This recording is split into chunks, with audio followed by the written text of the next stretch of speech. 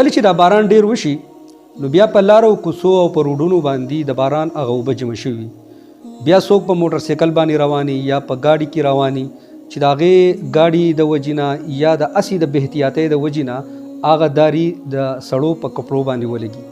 نو آیا د دغې دارو سره دا کپړې بیلمازیږي او که نه بیلمازیږي، یا دا پنسې بیلمازیږي او که نه بیلمازیږي، او په دې باندې مونځ کول دا جایز دی او که جایز نه دي؟ نو اول خو بهتره دا ده که د باران اوبه په کپړو باندې ولګي نو بهتره خو دا دی چې سړی هغه ځای وینځي. خو که بالفرض د وی نه انځلو او د پې مونځ وکړلو نو بالکل په دغې اوبو باندې یا په دغې دارو باندې د مونځ کېږي، ځکه چې د باران د اوبو نه، د باران د قطرو نه، د دې نه چې دی بچ کېدل دا لږ ناممکنه وي. نو شریعت چې دی نو د دې اجازت ورکوي که چا په دغې کپړو باندې د باران د اوبو داري دته شوي دي او د پې مونځ وکړلو نو باقاعده د مونځ کېږي.